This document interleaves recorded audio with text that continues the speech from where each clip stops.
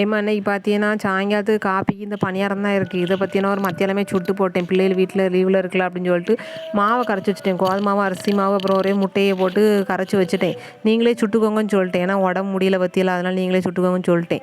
இந்த நேற்று ஒரே அலைச்சலாக இருந்துச்சா, அதனால் உடம்பு சுத்தமாக முடியல. இடுப்பு வலிக்கு, முதுகு வலிக்கு, உடம்புல எங்கே வலிக்குனே சொல்ல தெரியல, அந்த மாதிரி வலிக்கு. ஏன்னா அந்த ஆப்ரேஷன் பண்ண உடம்புங்கிறத கரெக்டாக அந்த அலைச்சலில் தான் காட்டுது பார்த்துக்கிடுங்க.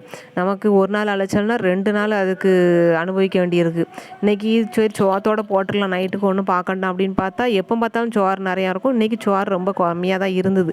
உடனே நாளைக்கு பழையதுக்கு அதை தண்ணி ஊற்றி போட்டு சரி தோசை சுட்டுருவோம். இன்றைக்கி ஊற்றி வேண்டாம்னு சொல்லிட்டு அப்போ 3 பேத்துக்கு தோசை சுடணும்னு சொல்லிட்டு தோசை சுட்டுக்கிட்டு இருந்தேன். அப்புறம் இன்றைக்கி பார்த்தீங்கன்னா அந்த ஃப்ரிட்ஜில் அலைச்சலும் அது இதுமாக இருந்தோன்னே ஃப்ரிட்ஜில் ஏதாவது நம்ம செஞ்சு வச்சுட்டு போவோமா, அது வந்து மிச்சம் மீதி கிடக்குன்னு தூக்கி ஃப்ரிட்ஜில் வச்சுருந்தோமா, நிறைய ஃப்ரிட்ஜில் கிண்ணமாக சேர்ந்து கிடந்தது. இன்றைக்கி தோசையை சுட்டு அது எல்லாத்தையும் காலி பண்ணணும். கூட்டான குழம்பான எதாக இருந்தாலும் சரி. ஆனால் இன்றைக்கி தோசைக்கு அதை வந்து காலி பண்ணியே ஆகணும்னு சொல்லிட்டு எல்லாத்தையும் தூக்கி வெளியில் போட்டேன். ஃப்ரிட்ஜில் கிடந்ததெல்லாம் இன்றைக்கி நம்ம ரசம் தானே வச்சோம், அதனால் ஃப்ரிட்ஜில் கிடந்ததை இன்றைக்கி காலி பண்ணியே ஆகணும். என்ன செய்யல யார் செய்யல தெரியாது, காலி பண்ணிடுங்க அப்படின்னு சொல்லியாச்சு. அதுக்கப்புறம் திருப்பி பார்த்தீங்கன்னா இந்த கருவேப்பிலை குச்சி இருக்கலாம், கருவேப்பிலை குச்சி இந்த எண்ணெயை தடவுறதுக்கு நான் கருவேப்பிலை குச்சி தான் யூஸ் பண்ணுவேன் பார்த்துக்கிடுங்க. அந்த ஆரோக்கியமாக இருக்கட்டும்னு சொல்லிட்டு வீட்டில் கிடச்சதில் கருவேப்பிலை குச்சி அதை தூக்கி நான் சொருவி இந்த இது என்னது துணியை சொருவி எண்ணெயை வந்து ராவுவேன். அது கொஞ்சம் நீளமாக தான் வச்சுருக்கேன். ஏன்னா அப்போ தானே இந்த தோசைக்கல்லில் இந்த வெப்பம் படாமல் நம்ம வந்து ராவ முடியும் அப்படின்னு சொல்லிட்டு கொஞ்சம் நீளமாக வச்சுருக்கேன்.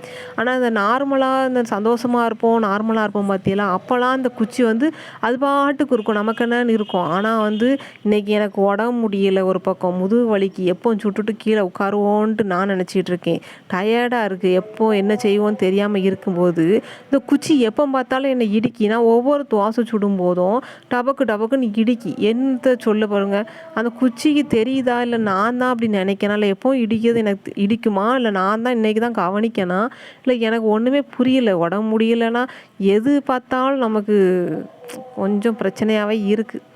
இருந்தாலும் பரவாயில்ல, தோசையை சுட்டுட்டேன், ஒரு வழியாக சுட்டுட்டேன். ஏன்னா பிள்ளைகள் வந்து சொல்லிச்சு நான் பாத்திரம் கழுவிடுதேமான்னுச்சு. சரி நல்ல வேலை அப்படின்னு சொல்லிட்டு நம்ம சாப்பிட்டு படுப்போனேன், வேலை முடிஞ்சிட்டு.